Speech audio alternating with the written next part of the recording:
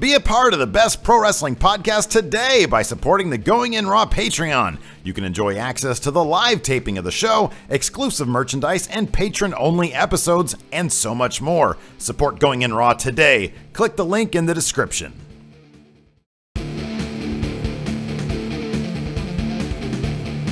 Hey, friendo, Steve here. And Larson. And welcome to Going In Raw, the only pro wrestling podcast you need to be listening to right here at youtube.com/Steve and Larson. And anywhere fine podcasts are available, be sure to hit that subscribe or download button, be it on the YouTube or on the podcast app you're using, Podbean, Stitcher, iOS, whatever. We're also available on the Patreon at patreon.com/Steve and Larson, where we have a lot of reward tiers. I wanted to say bevy, but I think I've been using bevy too often. I haven't noticed. Really? Mm-hmm. Well, we have a bevy of reward tiers ranging from $1 all the way up to $200,000. If you kick in 200, if you're a billionaire out there who loves Going In Raw, $200,000 will get Larson a two-sweet. Good old Steve here. Only way it's going to happen. Yeah, pretty much. And we're also available at ProWrestlingTees.com/Going In Raw. That's where we have our designs. I got to re-upload the Shower Me With Gold logo shirt because apparently the one I sent them was corrupted appropriately. Anyways, I've got a Flying Brian card right here, Larson. You do. Before we get started on this week's news, programming announcement. Yeah. This next Monday. Yes. I don't have the date in front of me, the exact date, but the Monday after Friday. 17th. July 17th. July 17th. We're going to try something a little new with our Monday news show. We're going to do it live streaming on Going YouTube. In Raw live. Now, generally speaking, we do all of our recap shows, Raw, SmackDown, and NXT 205 Live. We do those exclusively live for our patrons out there. Correct. This is going to be live, open to everybody. Correct. If you're a patron, you'll have access to the Discord server address so that you can have priority questions shot our way. And, of course, we'll have, you know, we're going to be taking questions. Yes. I mean, the Monday news show is always trying to emulate like a sports radio show. Right. So rather than just solicit questions from Patreon like we were doing, we just thought, do it live, get questions from the chat, from the Discord, see how it goes. Yeah, we'll just see where it takes us. It's our channel. We can do what we want. Exactly. So we'll start at 11:30 a.m. Pacific time. That's right. That is on Monday the 17th. 2:30 p.m. Eastern time. Correct. You have ice? A little piece of celery. That's the one downside of eating celery is that the strings stuck in your teeth. Yeah, exactly. All right, so let's kick this off with a story that we all kind of saw coming, to be honest with you, and it's probably going to get worse before it gets better. Yeah, of course, we're talking about the story that's dominated the wrestling landscape for the last week. The incident between Alberto El Patron, Alberto Del Rio, and Paige at the Orlando airport this last Sunday, July 9th. When we talk about going in Raw to friends, you know, in terms of, well, you know, when did things start going good for Going In Raw? We always point to June of last year, the video we did. It's when we took our channel exclusively pro wrestling. We were doing gaming stuff before then, and we said, you know what? This isn't working. We love pro wrestling. Let's just start doing all pro wrestling stuff. I know where you're going. You're taking the long road to it. And I'm taking the scenic route. And if it fails, it fails. And we started the Patreon. And then in June, we did the news story. We covered the Paige arrest in Las Vegas. And our subs started going skyrocketing. The numbers were really good. And then we are where we are now. And things are really good. It all started with that Paige video, and she was with Alberto Del Rio at the time. They were still with the WWE. Well, they're both with the WWE at the time. And here we are, over a year later, back on Alberto Del Rio and Paige. This time there is audio. Del Rio has put the company he's currently with in a bit of a pickle. Yes. And we're going to cover all that today, right now. Yeah, let's go through a timeline of what's happened this past week. Okay. Monday morning, I'm guessing, TMZ reports that Alberto was being investigated for domestic battery after an altercation with a woman at the Orlando airport on Sunday, July 9th. And at the time, Orlando police hadn't made any arrests, but said that the matter was under investigation. Right. Later on that day, Paige went to Twitter and tweeted, quote, we got the cops involved. Emphasis on the we. Yes, yeah. we got the cops involved. I'm crying because I found out bad family news and the lady tries to take a picture. She gets angry, throws a drink. Please leave us alone. That's it. Right. And I believe after Paige's tweet, TMZ obtained audio from the altercation. And it's Paige and Del Rio yelling at each other. She says, I'm trying to get away from you. Leave me alone. So it quite clearly contradicts what Paige's explanation. This Yes. was quite obviously Paige and Alberto Del Rio getting into it. Yes. On Tuesday, and the audio's out there. It's on TMZ Sports. You can find it. It's pretty easy to find. There's a lot of back and forth. He's saying he's going to press charges. She's saying, call the cops. You're abusive, blah, blah, blah. On Tuesday, Heavy interviewed a witness to the altercation, apparently the woman who recorded the argument, and she mentioned that Paige called Del Rio, quote, abusive, and had been doing, quote, doing coke for 2 days straight, and that Del Rio had, quote, ruined my life, ruined my career. Wednesday morning, Global Force Wrestling announced, quote, in a statement, Global Force Wrestling has indefinitely suspended Alberto El Patron effective immediately until the investigation is resolved following a recent incident in Orlando, Florida. Shortly after that, two of Paige's siblings brothers went to Facebook to voice concerns for their sister. Her brother Zach said, quote, she's with a control freak who thinks he's a tough guy because he beats my sister and has money to cover his tracks. Paige's half-brother Roy said, quote, we got pictures from the last 6 months, bro, of her beating. I'm glad she's finally sticking up for herself. The reason they're fighting yesterday is because my uncle is on his last legs and is in the hospital, and he wished him dead. Him, I'm assuming, or Alberto, was Alberto. Yeah. Following all this, Paige, again, went to Twitter on Wednesday and updated her side of the story. There's a lot to this. So. Changed her side of the story. Yes. Yeah. So please bear with me. I'll just read the tweets in their entirety. Or I'll read one, you can read the other. That sounds good. Okay.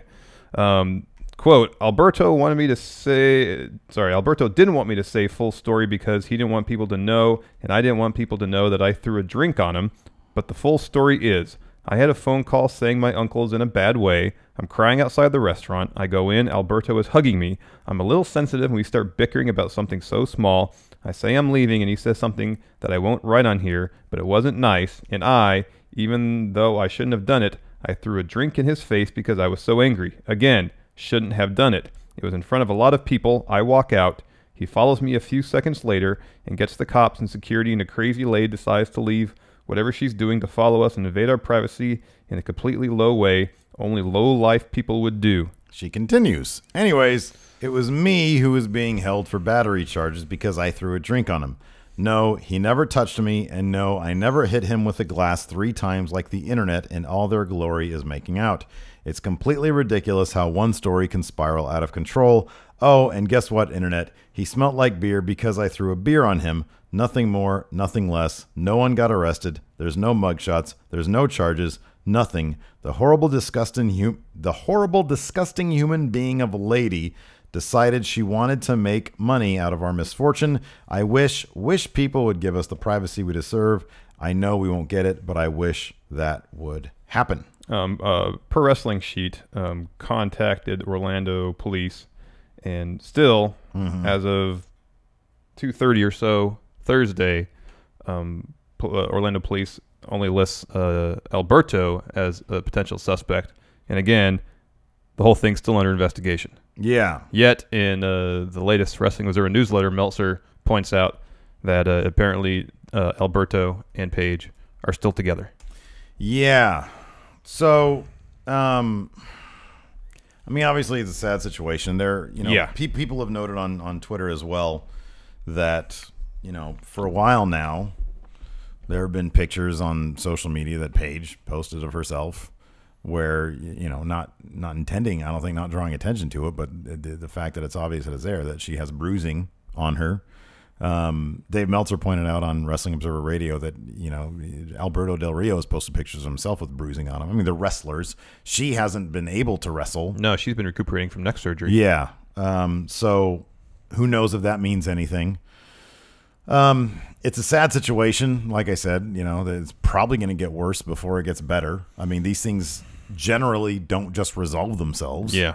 You know, Alberto has had a history of seemingly being inebriated. The most recent one was following the rap battle on SmackDown when the Usos made the rated R reference to Xavier Woods, the sex tape that she was involved with Brad Maddox and Paige and Xavier Woods.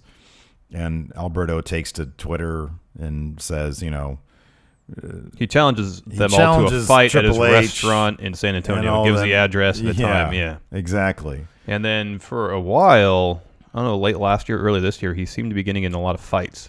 Yeah, there was that too. So Paige's story changes, doesn't add up.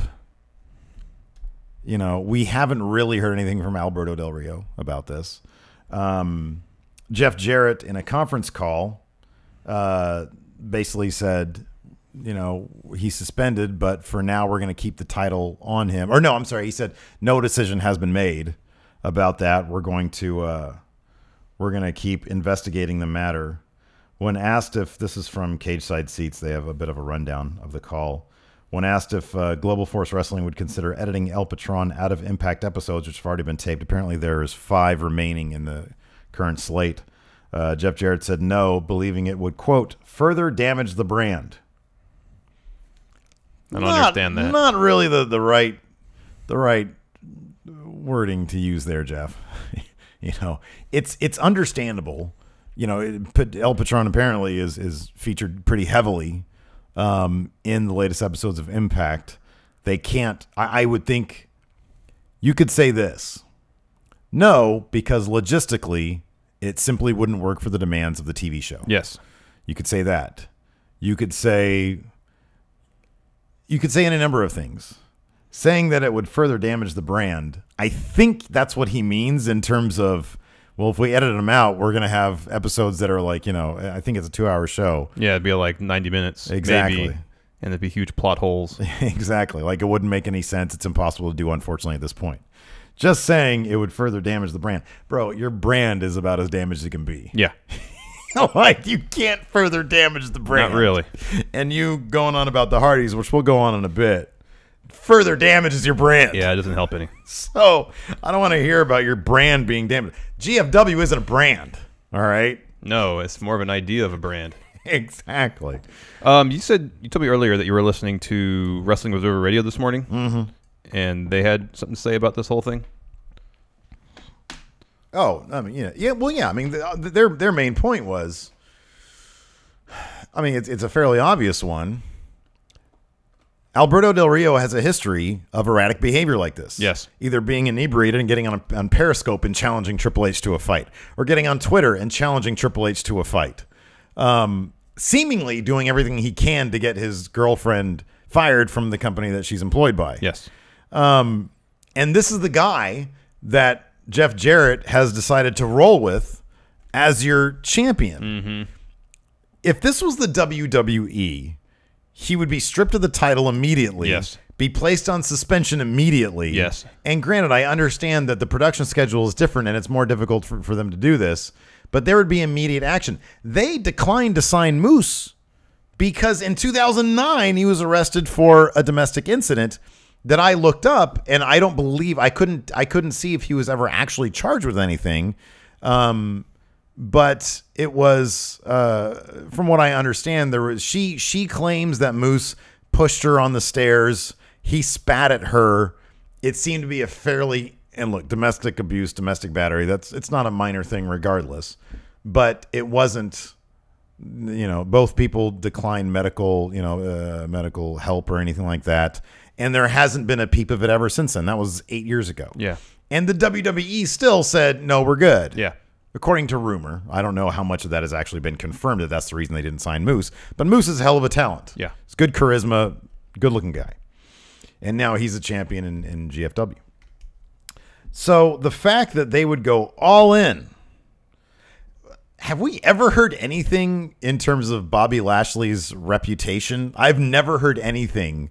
Like Bobby Lashley, from what I understand, I haven't seen, but I don't recall him ever being in trouble with the law. Yeah, I don't recall that either. You know?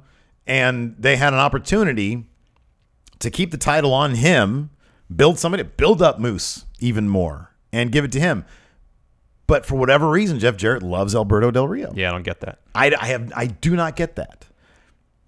Doesn't make any sense to me. No, it doesn't make any sense. So why they would want to go back to build their brand around him? I heard this thing about Lashley. It's not, like him getting in trouble at all. It's just I think there's people in his camp that wanted him to stop pro wrestling and focus exclusively on MMA. Mm-hmm. I don't know if that had any bearing in terms of who they put the belt is on. That a recent thing? Yeah. Yeah, okay. Well, that could be. So in terms of Slammiversary, I don't know if that had any bearing whatsoever in the booking decisions. Maybe. I was using him, that could totally be. But I was also kind of just using him as an example of a guy who seemingly has his head on right. Yeah. And you have a good track record with him. And he's an established star.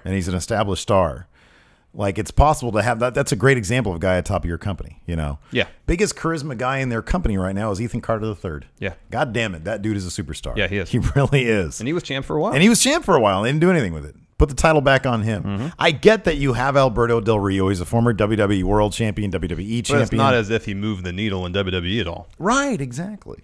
And so it just, and on top of that, it makes your company look like an also-ran. Yeah. A dumping ground for former stars. Yeah. As opposed to building up guys like EC3 even more than they already are. And he's a big star over there. So that they would do that shows me, as a viewer of Impact Wrestling, you can watch my reviews at MF Steve here YouTube channel, that company still can't figure out how to get their heads out of their asses by booking this guy as your big unified champion. I know. And then keeping the belt on. Yeah, it doesn't make any sense. I mean, even with the idea that they have 5 weeks of TV left, with him at the top, stripping the title from him, after you listen to that audio, that's enough. Public relations-wise, that's bad. Well, even if you didn't get arrested, that doesn't sound good. Yeah. You getting our champion getting on Twitter and threatening and challenging. That's awful. That's good enough. You're gone. You're done. Yeah, that's We're good. awful. We're good with you.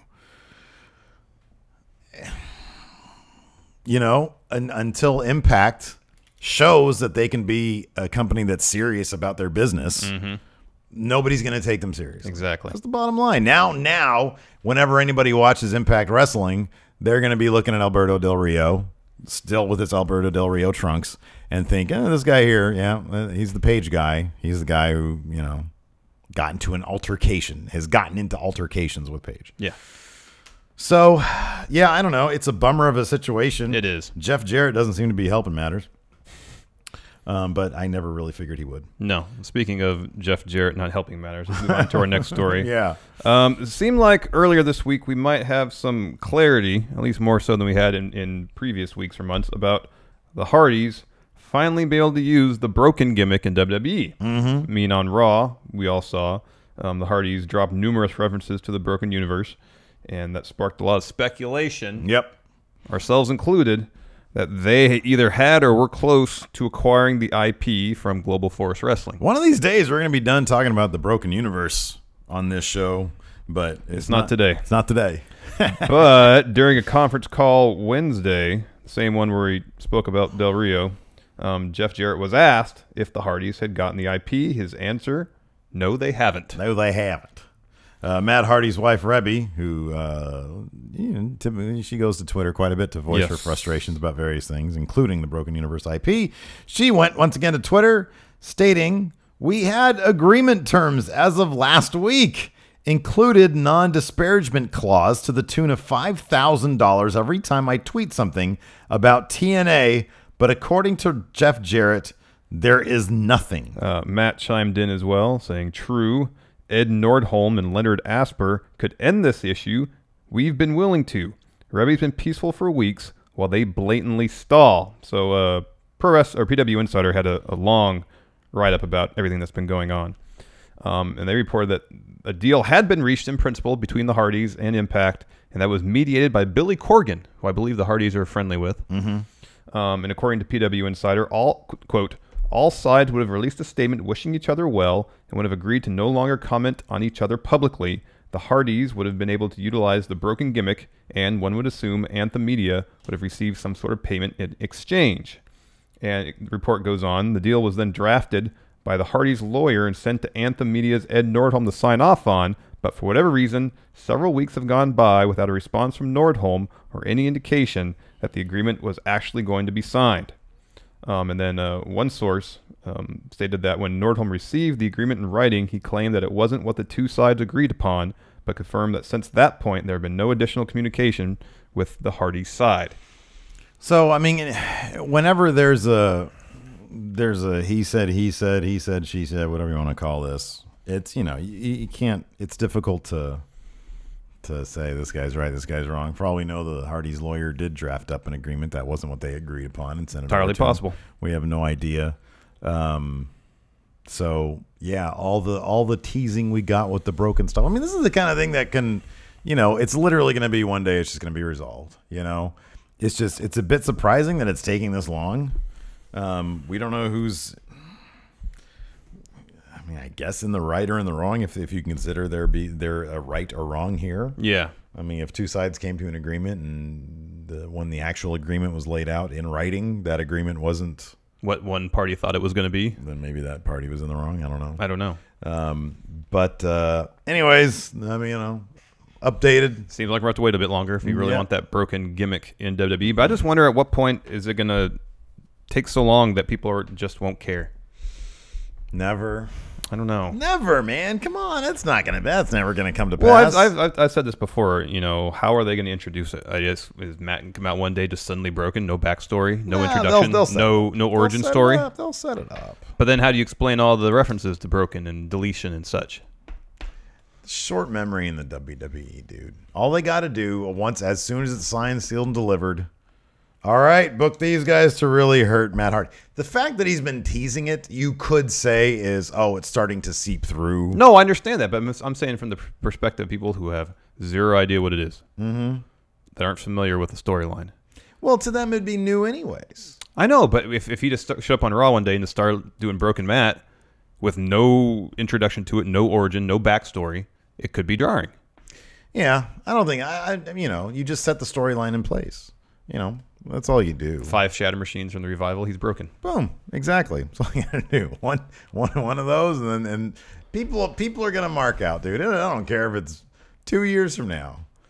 I think that the anticipation will. I mean, I think the greater point in my eyes is how long can the Hardys be the Hardys, and people be okay with that? How long can they stay fresh and not a nostalgia act? And people be okay with that. They're still super over. Yeah. They're the Hardys. As long as they can still wrestle, I think people are going to be okay with them being around. Yeah. You know, I mean, the Dudleys, the problem with the Dudleys was that they were strictly a nostalgia act. Yes. And that boggles my mind. I think there was a lot more money to be made with them. Oh, yeah. There was a lot more money to be made with Bully Ray himself, and they were close to pulling the trigger on that. But to go back to the old costumes, which the Hardys aren't doing, to go back to the old way of doing things. I mean, the Hardys have like new shirts. I don't remember the Dudley Boys having like I think new they just gear. No, they did, I think. They might have. But they were doing the what's up thing. Yeah. I mean, nobody cares about that shit No. anymore. You know, I mean, that's funny once and it's like, okay, they're back, but then to not do anything. The fact that we know that the WWE, it's like a carrot to the WWE. That's why they're going to keep the Hardys relevant. Yeah. You know, it's like they had no real incentive to keep the Dudleys relevant other than using them to put over others. The Dudleys were interesting. At one point during the return is when they said, we're not going to use tables anymore. Yeah, But they didn't go anywhere with it. Exactly. They didn't do anything exactly. With it. So, I mean, look, man, in 2 years, Jeff Hardy looks the exact same. Yeah, Jeff Hardy much. does not age. And that dude still takes bumps that make me scratch my head. Oh, how does he do that? Matt Hardy is getting up there. Yeah. He doesn't move as well as he used to. He moves kind of goofy these days. You know, he always moved a little stiffly. Yeah, he did, yeah. But it's more stiff now. It's more stiff now. I think the window on him is probably a bit less than the window on Jeff. Although something tells me those guys are probably going to want to stick together. When one retires, I could see the other retiring. But I mean, it honestly, that's all it depends on. It depends. I mean, if you know, if they keep on teasing the broken thing, they're going to have to keep on taking a beating. So I don't know. It needs to resolve at some point. Yes. I mean, they can't always continue this. This might end up being the, what was that Orson Welles movie he was going to do? Heart of Darkness. Yeah, he was going to do Apocalypse Now before they did Apocalypse Now. Yeah, but he was actually going to adapt Heart of Darkness, not Apocalypse Now. Yeah, exactly.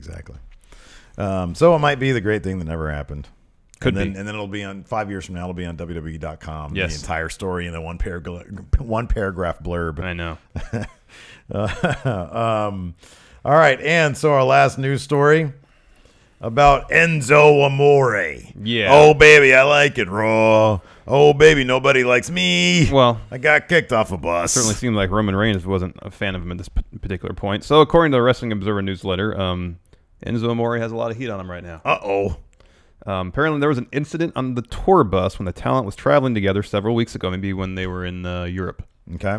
The Wrestling Observer haven't been able to confirm the details as to why this happened, although it had to do with business, and it upset many to the point that Roman Reigns kicked Enzo off the bus, and for the time he was given the Miz treatment, and that is when you're not allowed to dress in the dressing room. When did Miz get that treatment? Years ago, I think. Oh, really? Yeah. Interesting. Again, Wrestling Observer newsletter says the line where he talked about his real life being better than his fantasy life was something of a shoot in the sense that he's now based in Los Angeles and having a great time in his non-wrestling life. He was also legit not happy at the breakup of the team because in reality, it's hard to see what his prospects are on his own, given the way he's been portrayed as a guy who was a joke when facing real competition. That's all according to Wrestling Observer newsletter. Ouch, man! Oh. To be that self-aware. Oh. I mean, that's always the question we get is, where do you see Enzo going from here? Well, no, this last bit about him being a joke against real competition. That's just Meltzer's analysis. I don't think that's Enzo's thoughts.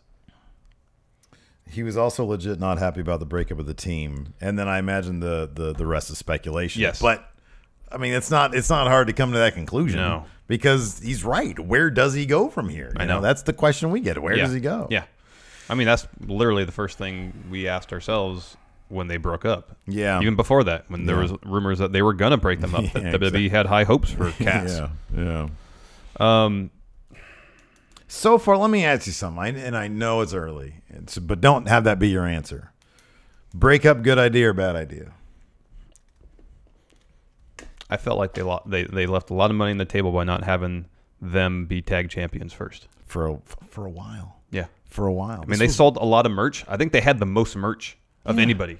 This was way early. Yep. This was way early. This should have been. And then for it to be Cass attacking him from behind in the dark, and then, yeah, I did it because you're stupid and you ran.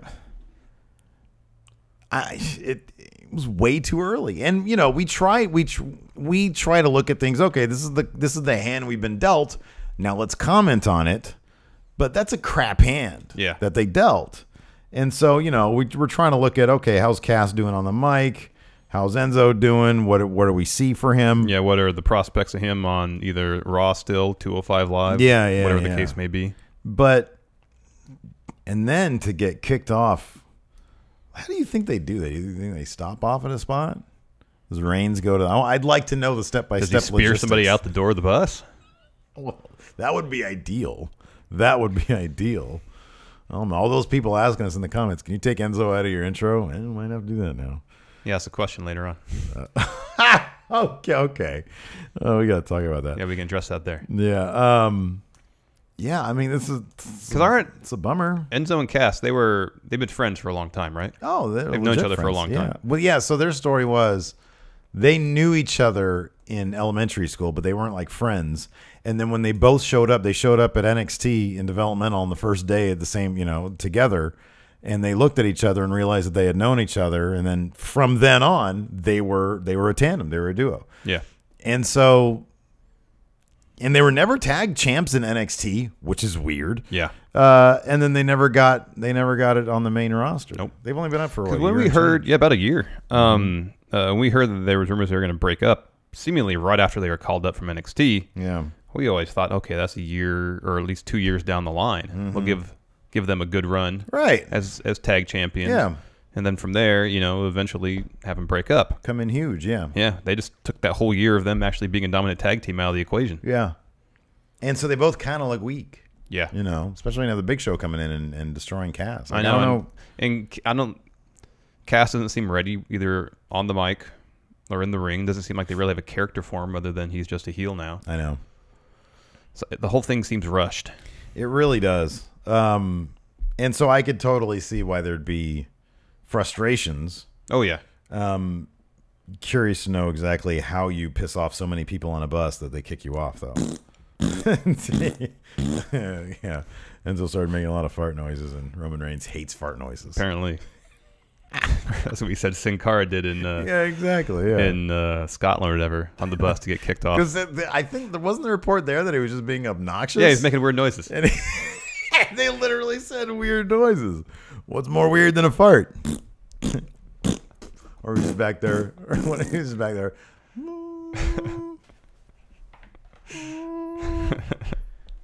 Is that you? No. Oh man, yeah, I don't know, man. God, I mean, he does seem like I up until a little bit ago, I was following him on Instagram, and he does seem to have he hangs out with a lot of like hip hop stars and stuff, like legit. So he does seem to have a pretty good life, but that life will disappear very quickly once you're not in the WWE anymore. Well, I mean, say he lives in LA, maybe he starts diversifying.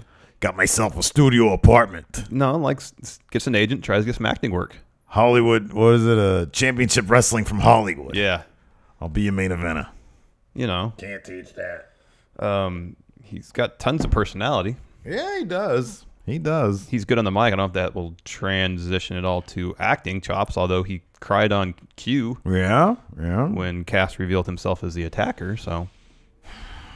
Yeah, maybe Enzo saw this coming. Said, "Okay, what can I do to give myself other options? Move to LA, trying to get an agent, try to get some acting work." Yeah, could be. So if this wrestling thing doesn't pan out, I'm gonna be on Big Brother, Big Brother After Dark live. You can't teach that.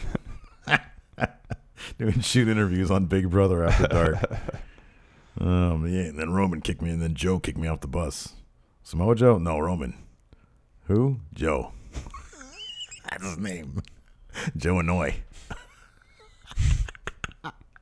I'm sorry. It's the end of the day. All right, we got questions. we do have questions. Jack Dolan, a.k.a. Danger Dolan. Do you think SmackDown has gone down in quality because Orton has been involved in the main event scene since the Rumble? Orton's feuds have been stinkers, and the opponents he has had are glorified jobbers. Okay, I'll put it this way. I don't think SmackDown has gone down in quality because of that.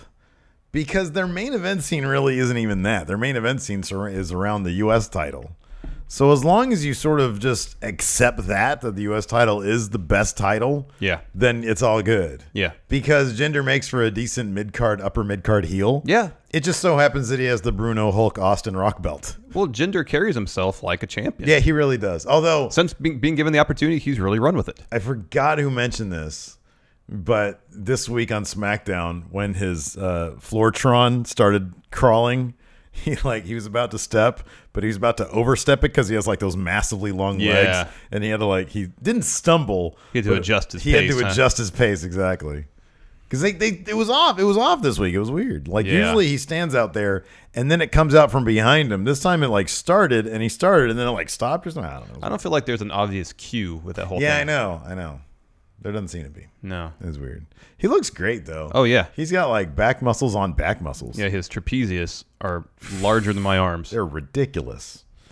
Anyways, the Maharaja of aggressive style, JB, after noticing the recent booking of former New Japan guys like Finn Balor and The Club, do you believe that WWE is turning off wrestlers who possibly would have considered coming to the WWE. Guys like Anderson and Gallows were great legends in Japan and have not received the same success in WWE. Let me know what you guys think and have a great day. I mean, Finn is treated really well. Yeah. I mean, people can't be the top of the card all the time. I understand that. The club is just an interesting case where, I mean, the club is a tag team that seems pretty easy to book. Like, they get the Revival right. Yeah. I understand you can't have them be the same exact tag teams. Right. But you had, what, 8 months? More than that. Almost, yeah, about a year of the club being on Raw. That could have been, they could have booked them like the Revival and they would have been super over. Yeah, I know. Instead, they had no idea what to do with them. I know, and then we're all shocked. Well, I get my shock face when they win a match. Yeah. I would think that what's happening right now is really nothing new to anybody who's in the business and understands how like the WWE works. Yeah. So I don't know necessarily that they look at Gallows and Anderson. Oh, I guess maybe Guerrillas of Destiny takes one look at Anderson and Gallows and says, no, thank you. I don't really want that for us. Yeah. At the same time, those guys, they might look at the Usos. You know, there's some similarities in their look anyways. And they might look at them and say, well, they're tag champs and they're doing really good work over there. So, you know, it's a good paycheck. It all depends on what they want. I would also think, you know, when you achieve a certain level of success, whether it be in the Indies or Ring of Honor or New Japan, I mean, the thought has to cross your mind, well, can I do this in the largest stage of all? Yeah. Can I go to WWE and make this kind of impact? Yeah. I would think the competitor and people would think, okay, I want that challenge. I want to try to do that. I want to see if I can do that. Yeah. So I would guess, regardless of how WWE may treat some people that came over from New Japan, you know, if someone's just hyper competitive and wants to see if they can prove their mettle in WWE, they're going to do it. I mean, look, you can look at it this way. Finn Balor was the first Universal Champion. Shinsuke Nakamura, they're treating like a freaking star. And Gallows and Anderson walked into WrestleMania as the Raw Tag Champions. Also, I believe both Gallows and Anderson said they were totally cool changing their names coming to WWE. Oh, no kidding. I think AJ was too. Yeah. and AJ, thank you, AJ. Former WWE Champion, biggest face on SmackDown. Yeah. I mean, I don't know. If I'm in New Japan, I might be thinking, man, they get those guys perfect. You know, it's like we watch it every week. We analyze it. We see all the losses that Anderson and Gallows take. But Anderson and Gallows, it's not like they're the Colognes. Yeah. It's not like they're going to be released anytime soon. They can be main eventers and legitimate contenders for the tag titles at a moment's notice. There are certain teams, or certain acts rather, that can be legitimate main eventers on a moment's notice. And also, we as observers of this product have a completely different perspective of the product than those who are actively participating in it. Yeah, that's true too. Yeah. I mean, you know, Guerrillas of Destiny might look at Anderson and Gallows' guaranteed downside and be like, I don't give a shit. You can job me on all I want. I get that money guaranteed. Cool. Mm-hmm. You know, that could be the thing too. It's like, well, you know, it's just stories. It's just like what Vince's whim is. How much are you going to pay me? Okay, great. Yeah, sure. I'll go do that. Yeah. And on top of that, there's the challenge of seeing if you can succeed on that stage. Yeah. Big Bo's man, #1 fan, Jimmy Alpha. I've been thinking, it says Bo's, not Boss. Yeah. I've been thinking about what Cena said about being a free agent so he can take on the very best. Does this make you optimistic at all about Rusev in the future, being that he's Cena's first pay-per-view match? Not really. Not really. I think that Rusev is in a very good spot job security-wise. Yes. Especially with Lana there, because they love Lana. Yes. But I think they like Rusev too. For Rusev to be the guy who will go in against celebrities, who will go in against Cena the part-timer, who will be a legitimate upper mid-card guy, and then can even flirt with the main event scene. Yes. I think that's a really good spot. You just said not everybody can be a main eventer. Not everybody's going to have the Universal title or the Bruno title. Yeah. Not everybody's going to do that. Yeah. And I think Rusev has also proven himself to be a reasonably versatile performer. Yeah, absolutely. He can do a lot of things for a guy who on the surface seems like he could be one-dimensional. Yeah. He's got a lot going on for him. Yes. So, and I think they understand that. Yeah. Shinshasa.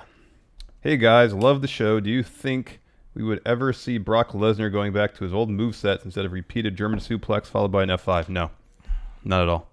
This is Brock Lesnar now. Yeah, no.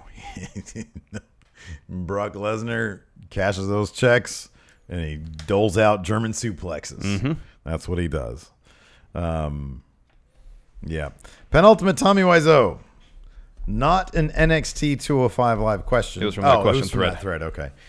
He says, while rewatching CM Punk's pipe bomb, I started to wonder if there's anything you would change about the summer of Punk. Yeah, don't have him lose to Triple H.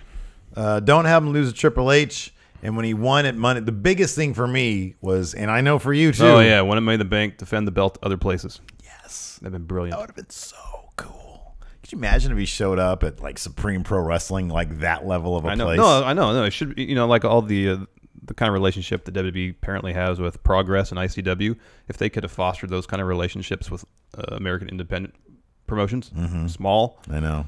Smaller. Yeah. That would have been pretty cool. I know, and he would have been so on board that I really believe that. Could have made for an interesting story. Imagine him defending the title in a backyard wrestling match. I don't know if he'd want to go that far with it. That would be great. That's what we should have asked those fellows over there at 2K18. Backyard wrestling. Yes, that's what we want. That's what we would like. Start off there in career mode. Yes, Matt's Broken Hat. Hey, friendo's been trying to get your feelings on this for a while. Do you guys think if Roman didn't get injured while he was still hot after the Shield breakup, he wouldn't be in such bad shape with the fans? He was a big pop guy. Even stuff like the Suffer and Succotash line got over for him. I don't think it did. No, I don't think it did. If the fans did eventually turn on him, when do you think it would have happened? Him getting hurt, he had that hernia, certainly didn't help him. But he was hot after the Shield broke up, and then once it was plainly obvious that he was getting pushed to the top of the card without really putting in the mileage beforehand, I think that's when the audience started to resent it a little bit. Yeah. And yeah, the Suffering Succotash lines I don't remember that did not help him at all. It was, I think it was, you know what, it was a combination of when people started realizing that he was getting pushed, A, and B, when it was plainly obvious that, or when we heard rumors anyways, that Vince was writing his promos for him and that's why they were so bad. Like, it just did not fit who he should have been. I think that sort of combination of things really sort of put him down, at least in a lot of fans' heads. And then they just keep on doing this stuff. Yeah. But, you know, if they had gone, man, could you imagine if he was the one who turned? Yeah, I said that before. If he was the one that turned. If they had switched him and Seth, their spots. He would have been massive. Lee, your friend from across the pond, Fox. Hey there, friendos. Do you think that Enzo and Cass Angle should have had Enzo win the tag titles with someone else rubbing Cass's face in what he sees as Enzo's fault? Or do you see this feud with Big Show going somewhere? Apparently, Cass said after the last pay-per-view that Enzo was in his past. So I'm guessing that was it. Man. And he's off to get into a feud with Will. Well, yeah, I know, but if Will's there, then Enzo's going to be there because they have an established thing. So, yeah, I don't know, man. That's sad. I don't know what my future holds. Get off this bus. Oh, no. I wasn't doing nothing. Leonidas Maximus Titanicus. Are you all going to edit your Going in Raw intro video? When Miz went to Raw, you edit it to have Miz say Raw. Raw. Raw. Now that Enzo and Cass have broken up, are you going to do something with Cass, such as edit out his face or edit in Cass hole written on Cass's forehead? Leonidas, you overestimate my editing abilities. Yeah, the magic of editing only goes so far. I had really thought, and I still might do it, pixelating Cass's face. I might do that still. Would it be possible, let's check, zoom in so it's just all on Enzo the whole time? No, it isn't. And I forget why. Maybe it was because the shot changes. Maybe it's possible. Or we just cut that part out since it is a long intro. Oh, man. People would revolt, I think. There are people in the comments who are like, get rid of that Enzo intro because it's annoying. But I think for every one of those, there's probably like 10 who like, that's just part of it. It's how it is. No, I know. It just takes a while for the show to get going. Oh, it's been almost a year. No, I know. Look, man, if we get another opportunity, I'll put it this way. If we get another opportunity to get more people shouting out the show, then we'll redo the whole intro. Yeah, and if we don't, we'll just go back. We'll kill the intro. I mean, we'll go back to just the musical bit of it. Maybe we'll keep that for like going in raw view or something, just for the retro aspect of it. I don't know, but I mean, you know, we have all those bits. And I'd hate to get rid of them all, but we can do something. Yeah, I don't know. We have some video questions. We do. Nice. You guys, the $20 a month Patreon mark can get your video questions here on the show. First up from Adam Fella with another video question. See what Adam has to say. Hey, friendos, it's your 6-star savior and Discord club leader, Adam Fella here, returning for another video question. And you, Stephen Larson, are cordially invited to the Going In Raw Discord organized Friendo Fantasy Football League. Maybe you want to join, maybe you don't, but had to get that out here, and hopefully you and other friendos can join us. Right now we are 8 members strong at the time of recording. But got to get to the question. My question is, if you were to have a 5-person football team consisting of wrestlers who are not football players before they were wrestlers, that was a mouthful, who would those 5 wrestlers be? Thanks, friendos. Take care. Thank you, Adam Fella. Thank you, Adam Fella. So Adam Fella wants to know, are we interested in Discord Club Fantasy Football? Larson's a yes. No, I'm already in the fantasy football thing. You are? Yeah, we are every year. Oh, I thought you meant something in addition to no, the one Ulysses organizes. I got one. That's all I want to do. I'll do both. You do what you do. Count me in, Adam Fella, and Ulysses, I'm still in. Okay, sounds good. His question, though, is make a 5-person football team made of wrestlers who didn't actually play football. I would guess people that, like, we knew Roman Reigns played football. The Rock played football. Yeah. Goldberg did. Yeah. So, not them. Okay. I feel like Kevin Owens could be an offensive lineman. Okay. From his girth. Otis from Heavy Machinery. Same. Okay, there you go. Yeah. He has quick feet. That's good. Braun's too tall.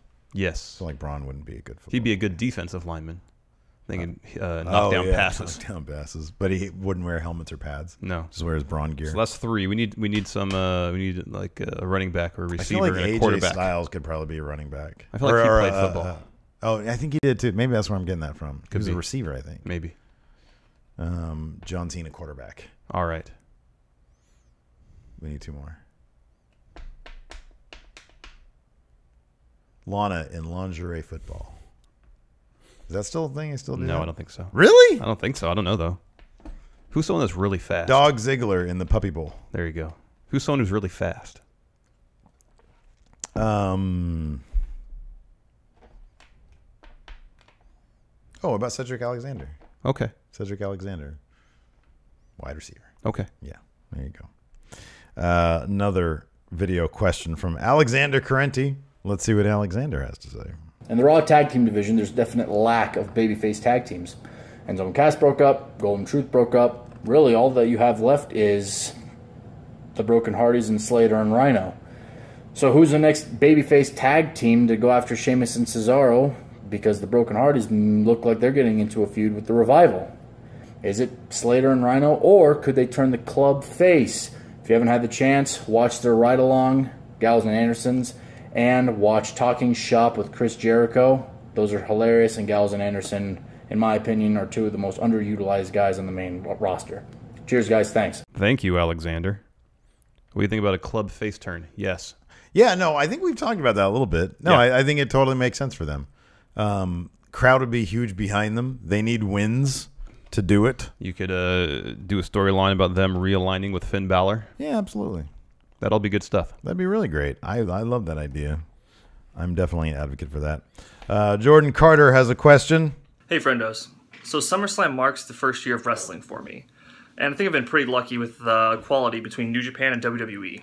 So my question for you guys is, what is your best year of wrestling as a fan? Let me know. Thanks. Thank you, Jordan Carter. Thank you, Jordan Carter. I mean, in some respects, this year has been the best year as a wrestling fan because this is the year I really started watching New Japan, started getting into Pro Wrestling Guerrilla in terms of really enjoying the breadth of pro wrestling. This has easily been the best year in terms of just as a fan, marking out to moments. That's a different question entirely. Yeah, honestly, I hate saying this, but I agree. Like this year, because especially with New Japan, I've marked out more for that than I have for WWE stuff in a while. The only thing I think of, at least in recent memory, is what 2013 when Daniel Bryan was getting. Oh yeah, whenever CM Punk was out, was that 2011? 2011, yeah. 2011.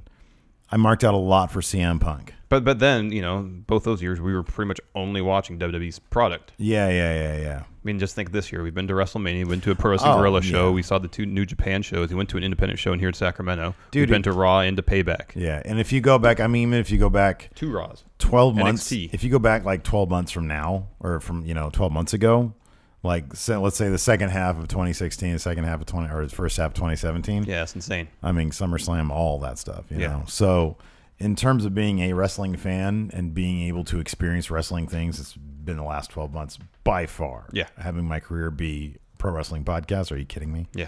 And then, I mean, 98, I marked out a lot because it was Stone Cold. Mm-hmm. It was the year of Stone Cold. Mm-hmm. And so that was probably, that was hot. And then each subsequent year got sort of less hot. Yeah. And then Punk happened. And then now happened. Yeah. So, but honestly, the New Japan stuff, like being up late at night for Wrestle Kingdom and marking out as much as I did, and then watching Dominion, marking out as much as I did, going to the G1 in USA special, marking out as much as I did. Mm-hmm. You know, just New Japan alone had me marking out more than I have in a long time. Yeah. And then add to that AJ Cena at SummerSlam last year, all the stuff we've seen this year, all the little shows we've gone to. It's hard not to say that 2017 was a big, big year for us as wrestling fans. Yes. Yeah, and as wrestling fans, we're closing the show now. Yes. So thank you very much for tuning in. This weekend, we've got some good stuff. We've got a count out where we talk. What are we talking about? Count out? Talk about titles have changed hands at house shows. Oh yeah, shocking house show title changes. And then for going in review, we're watching Nitro from September 25th, 2000. We apologize in advance. It's a lot of Vince Russo. Too much. And then Monday, we've got live. Yes. Going in Raw live. Be sure to check that out. And until next time, we'll talk to you guys later. Bye.